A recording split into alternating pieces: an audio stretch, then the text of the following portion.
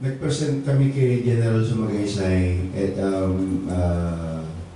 actually isang buong quarter yung pinag-sign namin.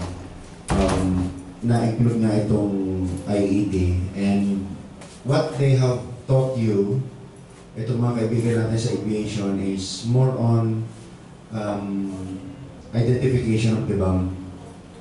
Security program cannot be considered effective if it is not based upon clear understanding of the potential threat it is designed to control. The same way nung nag-discuss siya kanina about yung using of under chassis mirrors. Pero syempre, at the back of your mind, magtataka ka, ano ba hinahanap nila ron? Do they know what's the physical appearance of these things? Going back to sa lecture nila, tinuro sa inyo yung how to identify bombs, IEDs among others. However, I saw one slide caught me doon sa may word na unlimited. That's correct, and that's factual, no? Considering that they have taught us how to create these bombs, even in a small, yung posporo, kayang mag-create ng bomb. So, there's no assurance of you identifying these IEDs. But it's a great advantage for every one of us knowing the physical appearance and the components, how to make an IED. Now, we need to incorporate that doon sa bodyguarding functions natin ngayon as protection agents. There are two, sa atin, sa training natin, there are two portions. One is proactive, yun yung sinasabi nila, na safety precautions, just in case you find bomb, or this is what you need to do. Katulad ng sinabi nila, the proper way of dealing with bombs or IEDs, if you find one, hindi yung bomb ang inaalis doon sa area. Yung tao ang inaalis doon sa area, and that's precisely correct. Yun yung mga proactive measures. Sa atin as protection agents, as close-in bodyguards, ang SOP natin for that, if we identify or perceive a threat, especially IEDs, all we need to do is to get out of the X, di ba? Evacuate. Because there's no countermeasure for IED unless you perceive it in advance. Once you perceive it in advance, that's good. However, if that is actually happening and exploding, you need to get out of the X at all cost. Okay? That's how we deal with this kind of threat. That kaya nga sabi kanina ni Sir do sa vehicle search, not only actually do sa vehicle, including in your office or to those areas that we are consistently going with our principal, dapat ganun ang treatment. It's not only with the vehicles, it's just that our subject matter today is focused on, as requested by the client's management, is to include yung vehicle search. Okay? Sabi nga ni Sir, internal, external, and surrounding. So, the same aspect kahit saan kayong magpunta. Meron ako narinig kanina na 4-man detail kayo. Meron naman na naka 2-man detail at meron din naman naka single. Ang challenging diyan talaga is yung single detail. Okay? The more na dumadagdag yung detail, the more na nagiging effective. Ang 1-man detail natin sa mga VIPs natin ngayon is low-level security escorting. I can even consider it as, it's just a point man. Driver or body, meron kang agent in charge.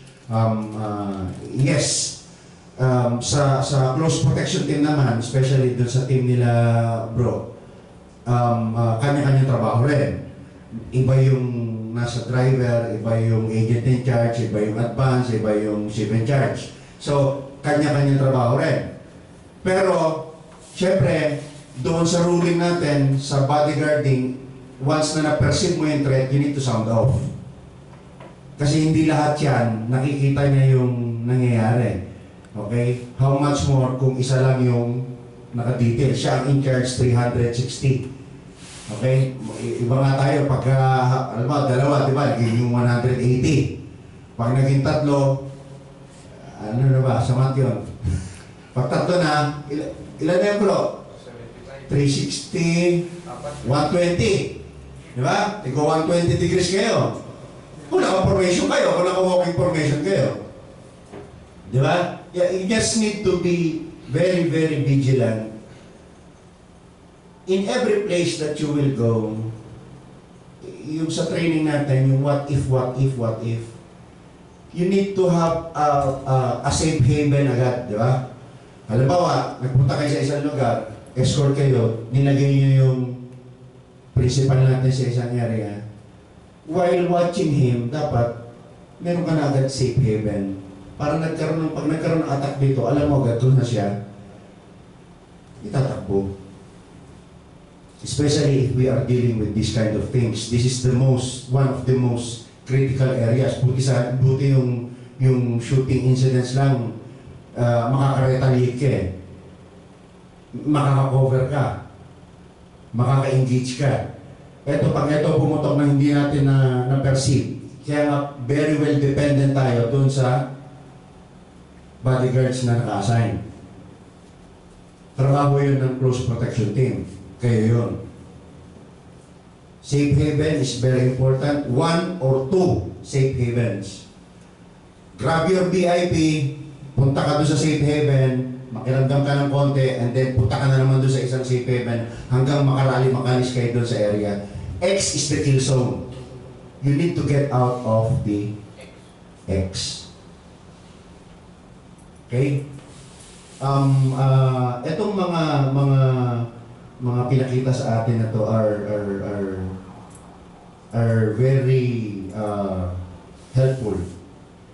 Ngayon, alam na natin yung TNT, C4, ammonium nitrate, open IED, close IED, safety, fuse, we have detonating cords, meron ako nakita, leg wires kanina. Yun, pag may mga nakikita na kayo na at least na-alerto na rin kayo. And of course, yung tinatawag na due diligence. Doon sa vehicle search, siyempre ng driver talaga yan. Sa atin ba, pag one man detail tayo bro, iba ba yung driver o tayo na rin yung driver? Same. Ikaw na rin yung driver bodyguard ka na rin. So yun yung talagang merong gap. Whenever mababa yung VIP, siyempre kailangan mo i-attend sa ganun ba ginagawa niya? Or pagbaba nyo parking area, baba kayo kasama yung VIP, then ihatid nyo. Di ba? Ganun ba? Mag-a-assert ka muna, sir.